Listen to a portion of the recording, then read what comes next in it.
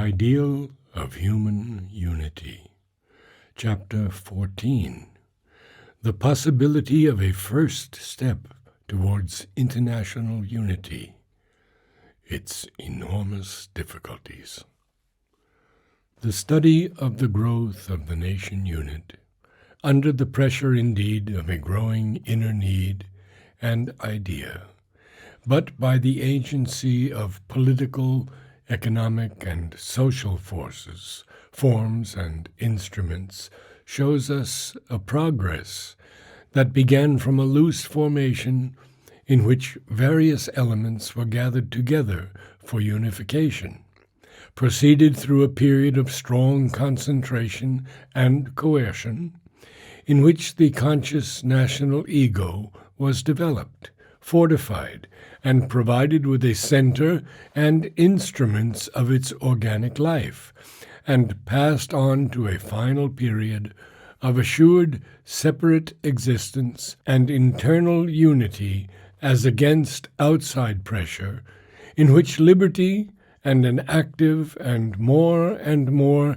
equal share of all in the benefits of the national life became possible.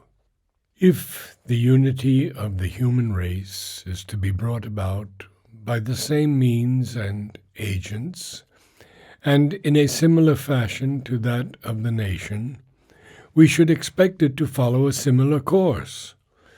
That is at least the most visible probability, and it seems to be consistent with the natural law of all creation, which starts from the loose mass, the more or less amorphous vague of forces and materials, and proceeds by contraction, constriction, solidification into a firm mold in which the rich evolution of various forms of life is at last securely possible. If we consider the actual state of the world and its immediate possibilities, we shall see that a first period of loose formation and imperfect order is inevitable.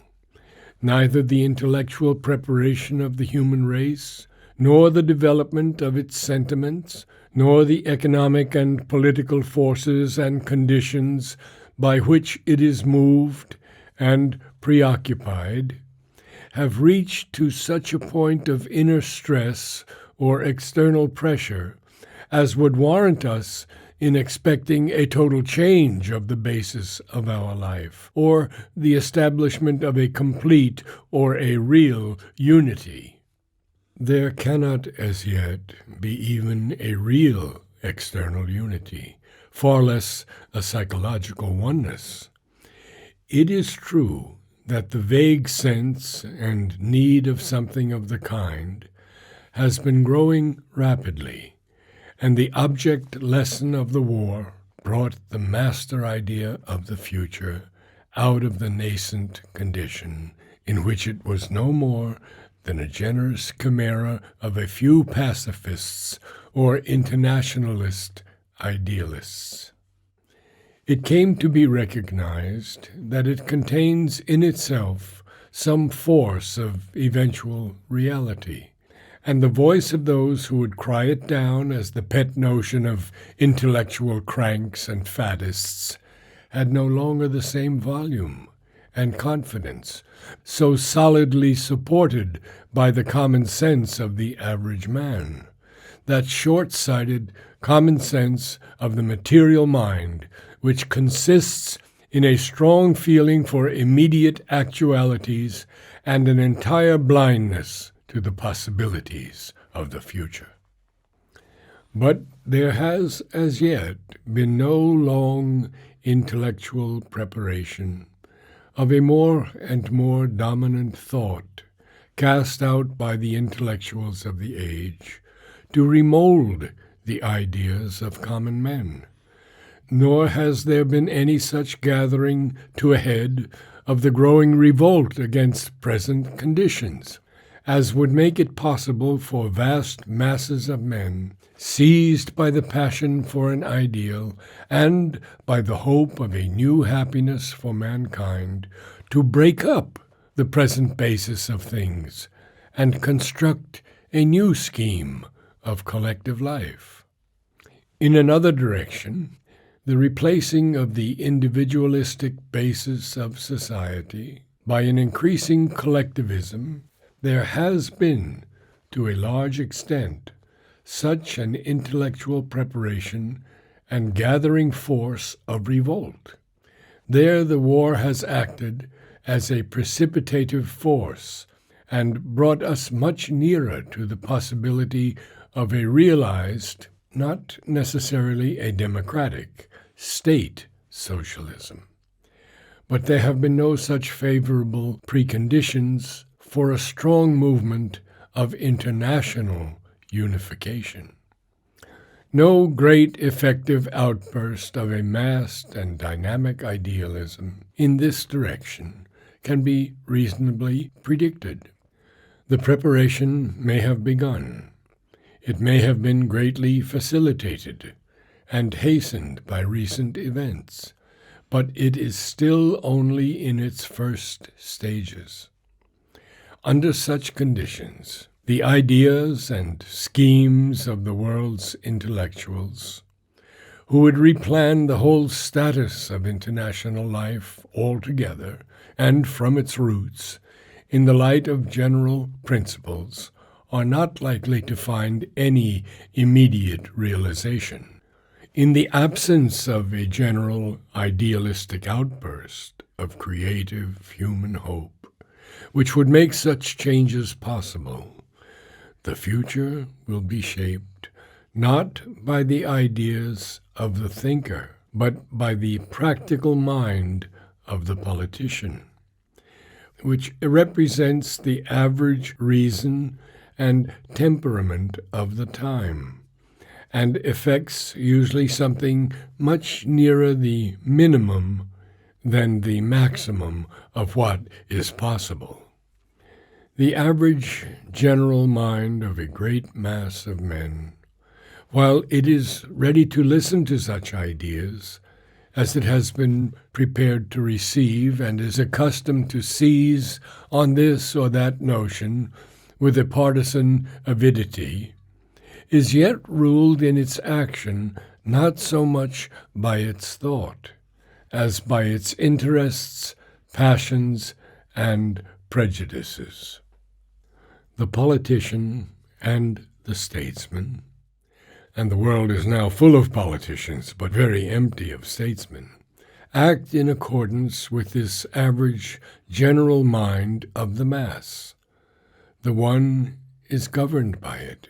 The other has always to take it into chief account, and cannot lead it where he will, unless he is one of those great geniuses and powerful personalities who unite a large mind and dynamic force of conception with an enormous power or influence over men.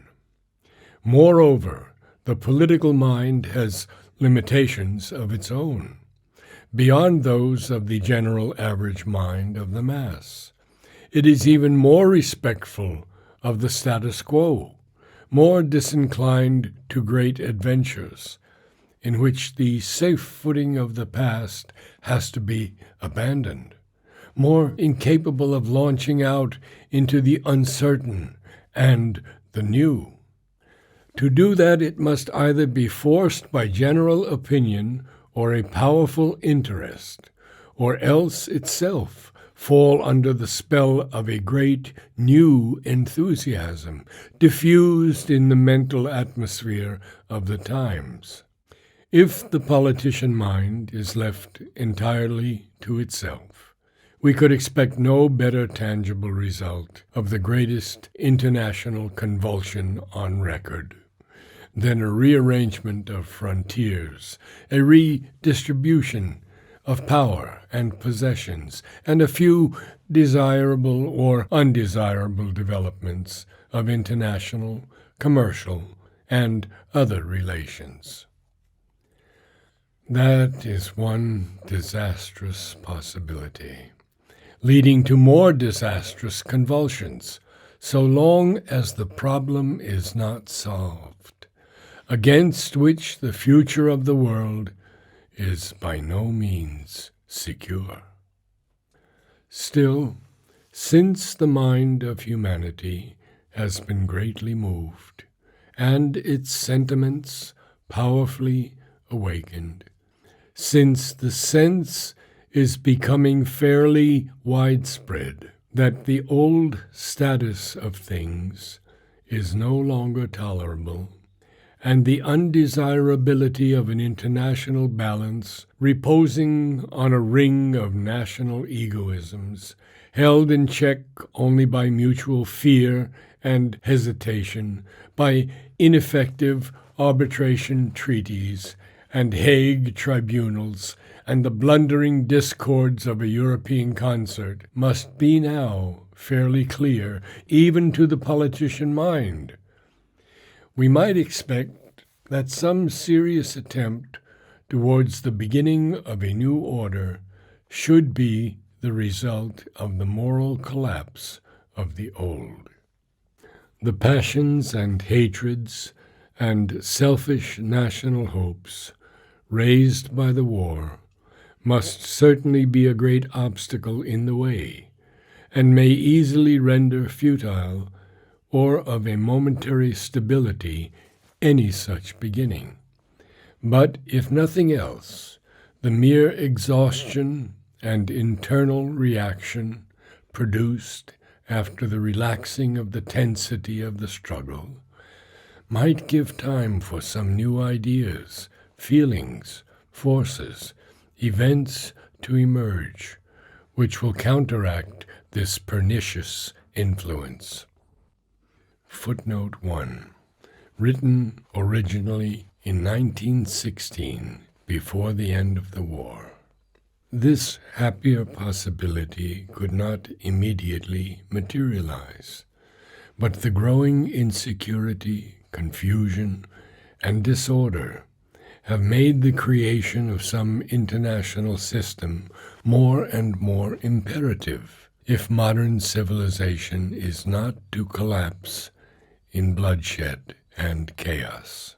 The result of this necessity has been first the creation of the League of Nations, and afterwards the UNO.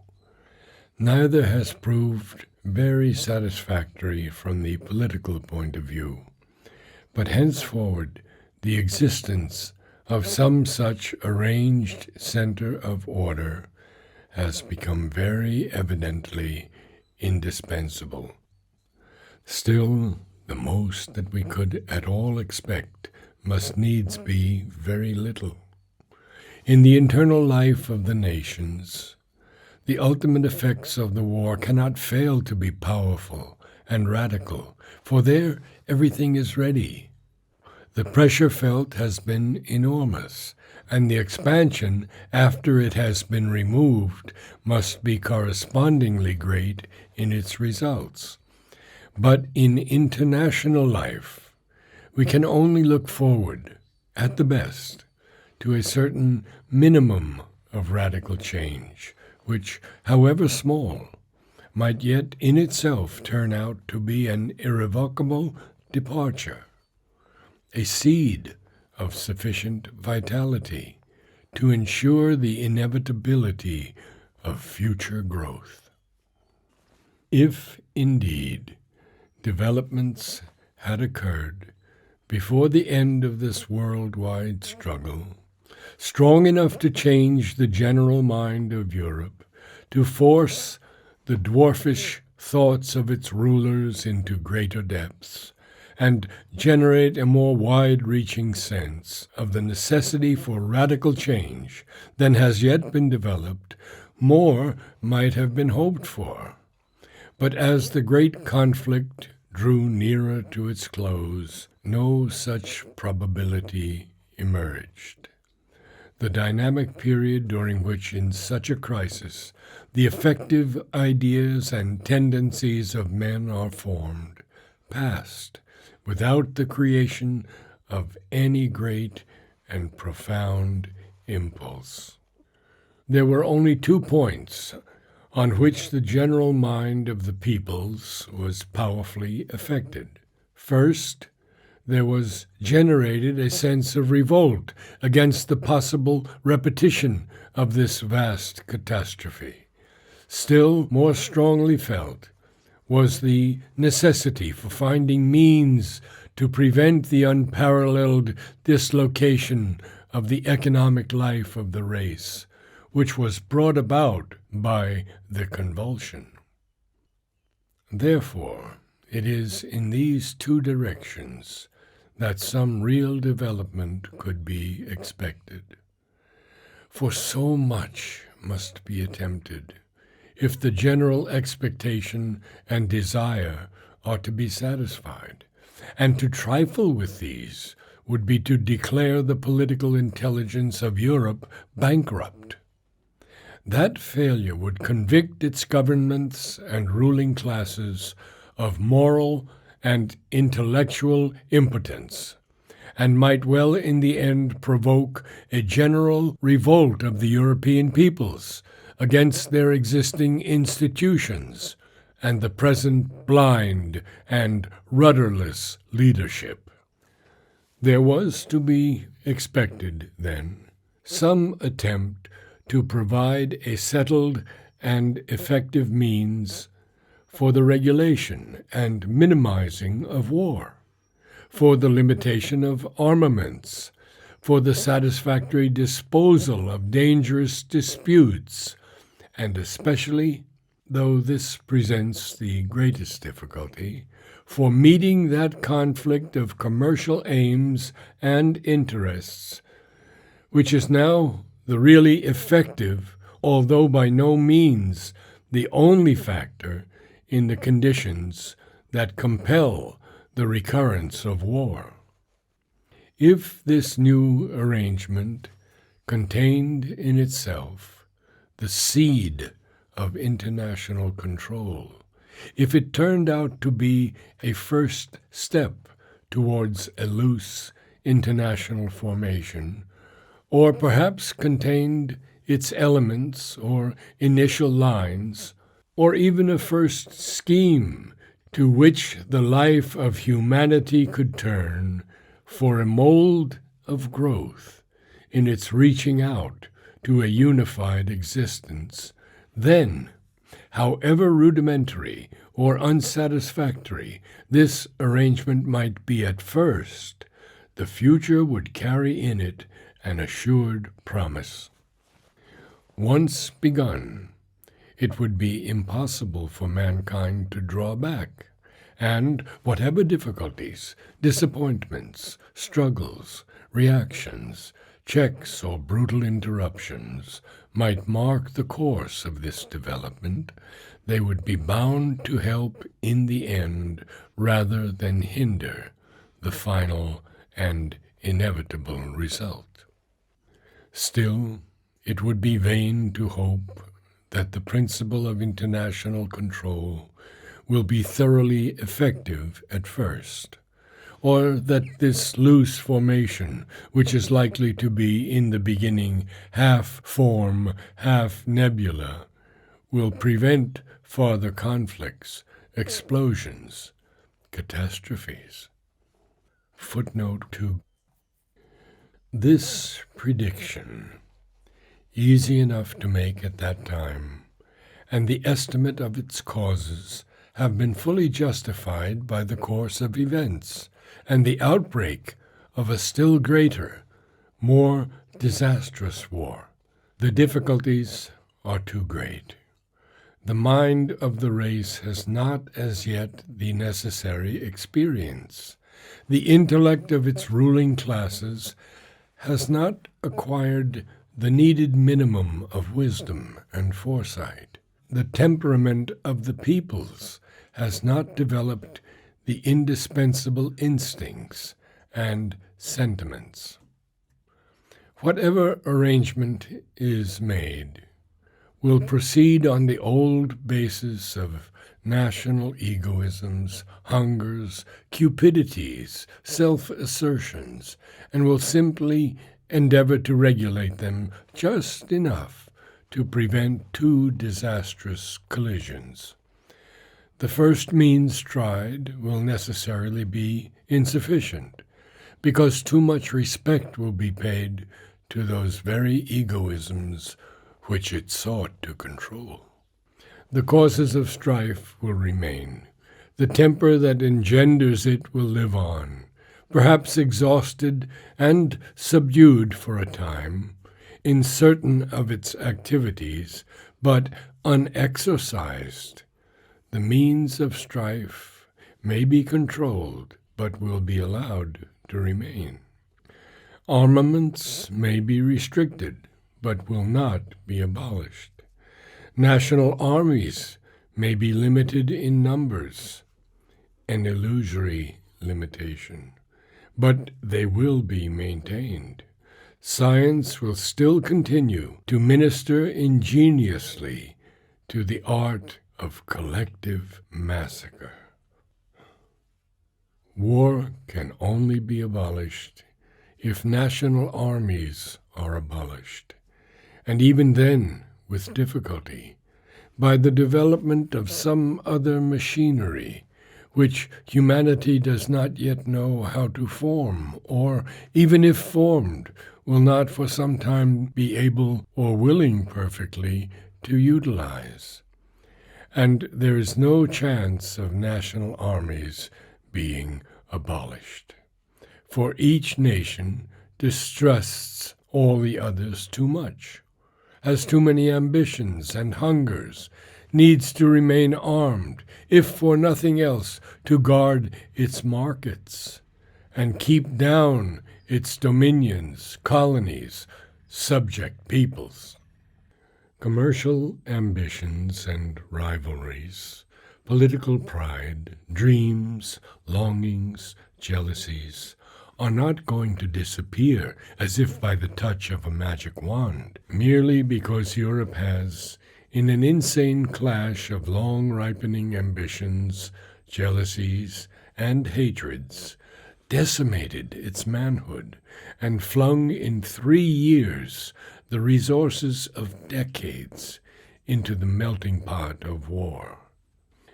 The awakening must go much deeper, lay hold upon much purer roots of action, before the psychology of nations will be transmuted into that something wondrous, rich, and strange, which will eliminate war and international collisions from our distressed and stumbling human life.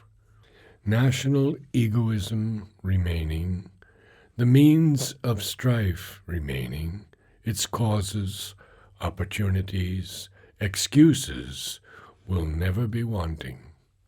The present war came because all the leading nations had long been so acting as to make it inevitable.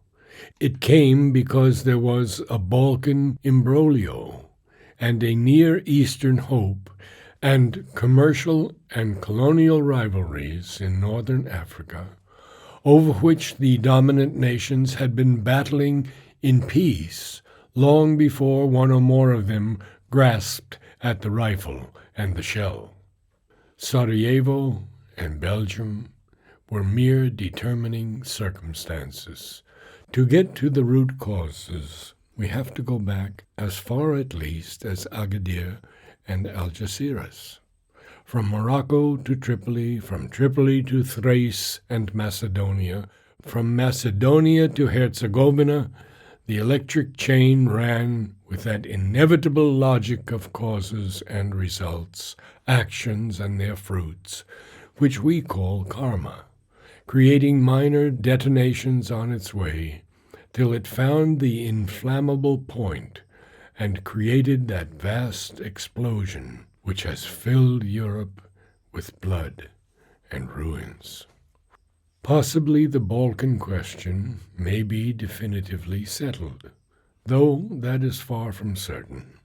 Possibly the definitive expulsion of Germany from Africa may ease the situation by leaving that continent in the possession of 3 or 4 nations who are, for the present, allies.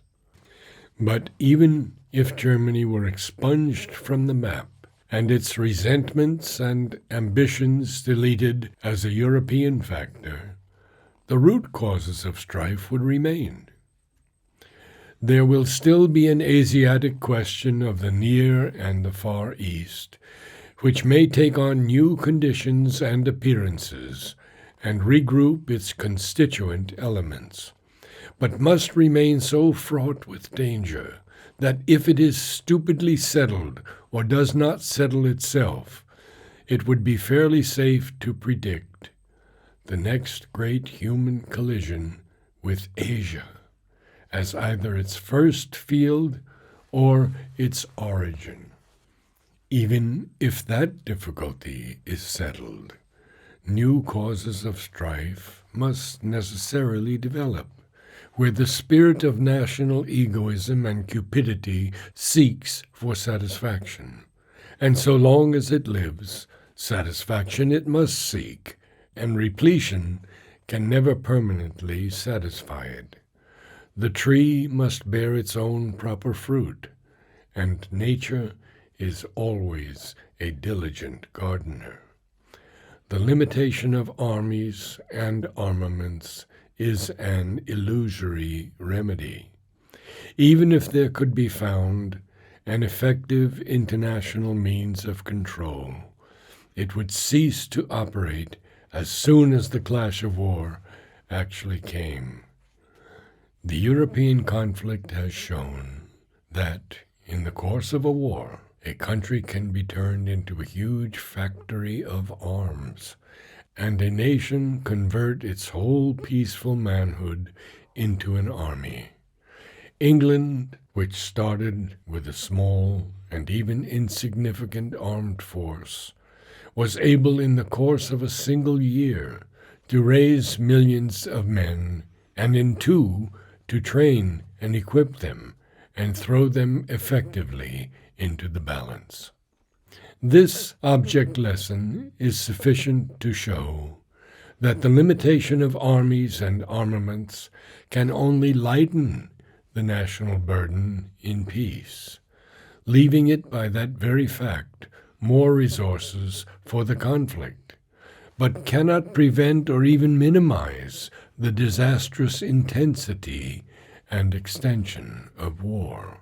Nor will the construction of a stronger international law with a more effective sanction behind it be an indubitable or a perfect remedy. It is often asserted that this is what is needed.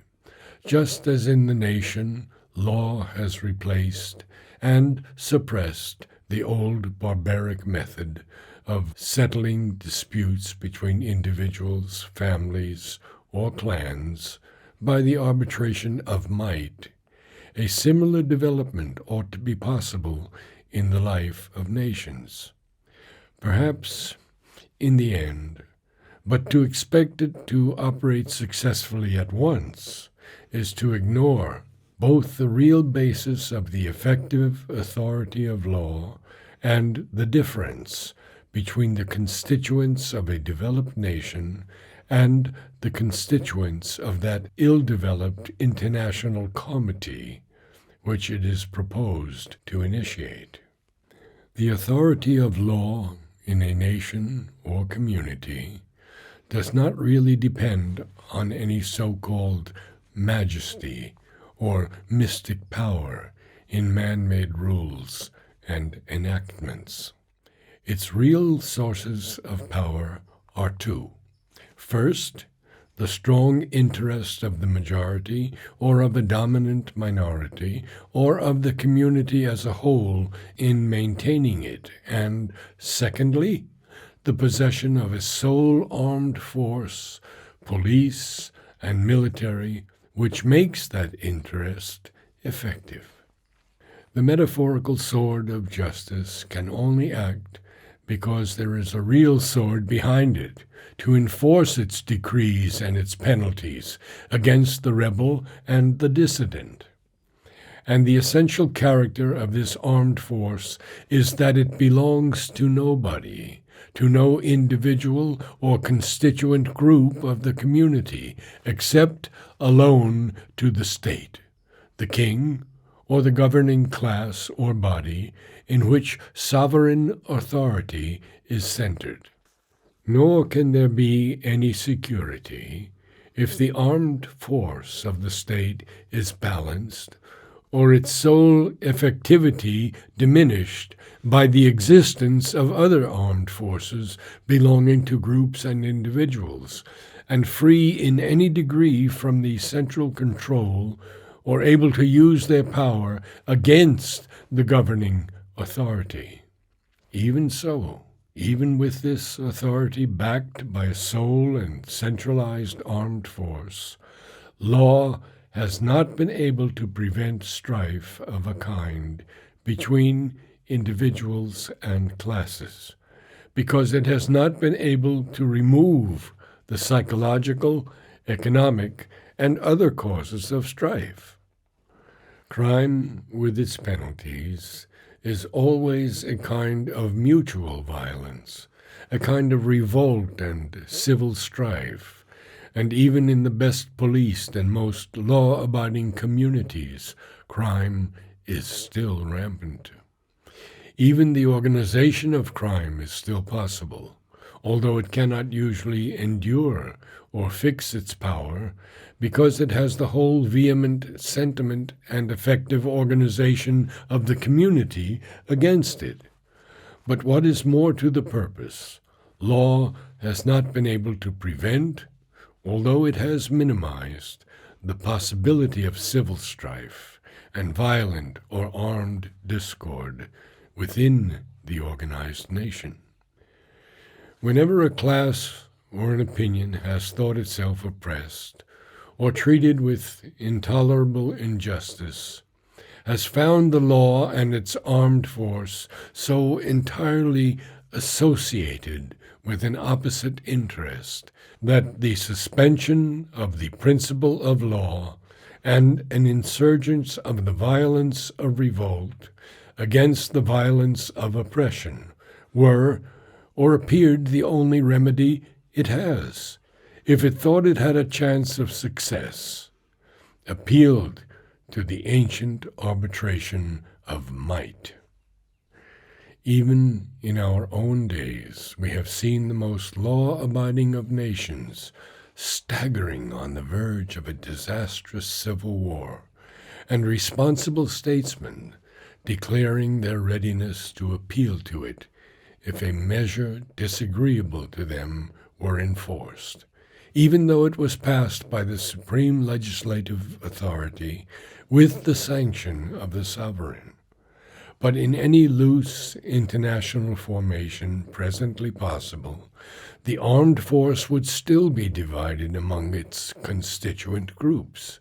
It would belong to them, not to any sovereign authority, superstate, or federal council. The position would resemble the chaotic organization of the feudal ages, in which every prince and baron had his separate jurisdiction and military resources, and could defy the authority of the sovereign if he were powerful enough, or if he could command the necessary number and strength of allies among his peers. And in this case, there would not be even the equivalent of a feudal sovereign, a king who, if nothing else, if not really a monarch, was at least the first among his peers with the prestige of sovereignty and some means of developing it into a strong and permanent actuality. Nor would the matter be much improved if there were a composite armed force of control set over the nations and their separate military strength, for this composite would break apart and its elements return to their conflicting sources on the outbreak of overt strife. In the developed nation, the individual is the unit, and he is lost among the mass of individuals, unable safely to calculate the force he could command in a conflict, afraid of all other individuals not bound to him, because he sees in them natural supporters of outraged authority. Revolt is to him a most dangerous and incalculable business. Even the initial conspiracy, fraught at every moment with 1,000 terrors and dangers, that lower in terrible massed array against a small modicum of scattered chances. The soldier also is a solitary individual, afraid of all the rest, a terrible punishment suspended over him, and ready to fall at the least sign of insubordination, never sure of a confident support among his fellows, or, even if a little certain, not assured of any effective support from the civil population, and therefore deprived of that moral force which would encourage him to defy the authority of law and government. And in his ordinary sentiment he belongs no longer to individual or family or class, but to the state and the country, or, at the very least, to the machine of which he is a part. But here the constituents would be a small number of nations, some of them powerful empires, well able to look around them, measure their own force, make sure of their allies, calculate the forces against them. The chances of success or failure would be all that they would have to consider, and the soldiers of the composite army would belong at heart to their country and not at all to the nebulous entity which controlled them. Therefore, pending the actual evolution of an international state, so constituted as to be something other than a mere loose conglomerate of nations, or rather a palaver of the deputies of national governments, the reign of peace and unity, dreamed of by the idealist, could never be possible by these political or administrative means, or, if possible, could never be secure. Even if war were eliminated, still, as in the nation, crime between individuals exists, or as other means, such as disastrous general strikes, are used in the war of classes, so here too other means of strife would be developed, much more disastrous, perhaps, than war. And even they would be needed and inevitable in the economy of nature, not only to meet the psychological necessity of egoistic discord and passion and ambition, but as an outlet and an arm for the sense of injustice, of oppressed rights, of thwarted possibilities. The law is always the same, that wherever egoism is the root of action, it must bear its own proper results and reactions, and however minimized and kept down they may be by an external machinery, their eventual outburst is sure and can be delayed but not prevented forever. It is apparent at least that no loose formation without a powerful central control could be satisfactory, effective, or enduring, even if it were much less loose, much more compact than anything that seems at present likely to evolve in the near future. There must be, in the nature of things, a second step, a movement towards greater rigidity, constriction of national liberties, and the erection of a unique central authority with a uniform control over the earth's peoples.